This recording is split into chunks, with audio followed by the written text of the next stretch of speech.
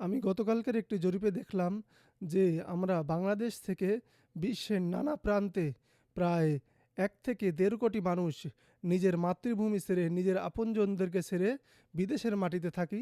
কী কারণে থাকি? যে যেন কিছু অর্থ উপার্জন করে আমরা দেশের উন্নতি করতে পারি, দেশের মানুষদেরকে ভালো রাখতে পারি, এ উদ্দেশ্যেই। আর আমাদের অনেকের এমন মনে হয় যে হয়তোবা আমরা যে উপার্জন করতেছি এর দ্বারা দেশের অনেক বড় উন্নতি হচ্ছে। তবে আমি গতকালকের কিছু নির্ভরযোগ্য জরিপে দেখলাম, সেই জরিপ পড়ার পরে আমি বুঝতে পারলাম যে আমরা যেই সকল টাকা পাঠাই, যেই সকল রেমিটেন্স পাঠাই, এর দ্বারা দেশের খুব একটা উন্নতি হয় না। তবে এটাও অস্বীকার করা যাবে না যে দেশ অনেক বড় একটি ক্ষতি থেকে বেঁচে যায়। এখন কিভাবে? ছোট্ট একটি ক্যালকুলেশন করলে আপনারা হয়তো বুঝতে পারবেন।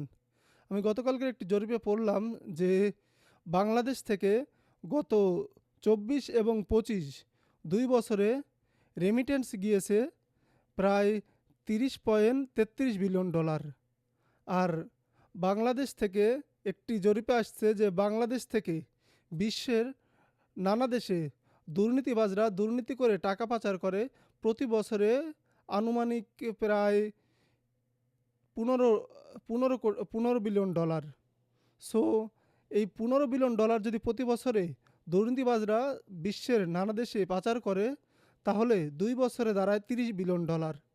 তাহলে আমরা 2 বছরে $30 বিলিয়ন উপার্জন করে দেশের মাটিতে পাঠালাম দেশ ভালো রাখার জন্য, দেশের মানুষদেরকে ভালো রাখার জন্য।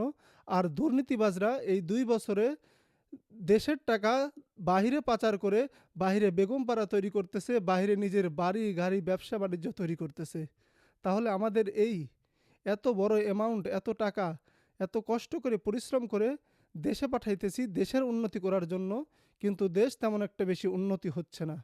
সো এর থেকে বাঁচার উপায় কি? সামনে নির্বাচন আসতেছে। সো এই নির্বাচনে আমি বলবো, আমি আমেরিকায় থাকি, আমার মতো কোটি প্রবাসীর কাছে এইরকম পোস্টাল ব্যালট পেপার চলে গিয়েছে। তারা অনেকেই সুযোগ পেয়েছেন, এবার ভোট দেওয়ার নিয়ত করতেছেন। ভোট দেওয়ার ক্ষেত্রে আমরা সকলেই যোগ্য সৎ ব্যক্তিকে বাছাই করব ইনশাআল্লাহ। শুধু প্রবাসীরাই নয়, প্রত্যেকটা ব্যক্তি, যদি আমরা দেশকে ভালো রাখতে চাই, নিজে ভালো থাকতে চাই, আমার দেশের মানুষদেরকে ভালো রাখতে চাই, তাহলে যোগ্য এবং সৎ ব্যক্তিকে বাছাই করতে হবে।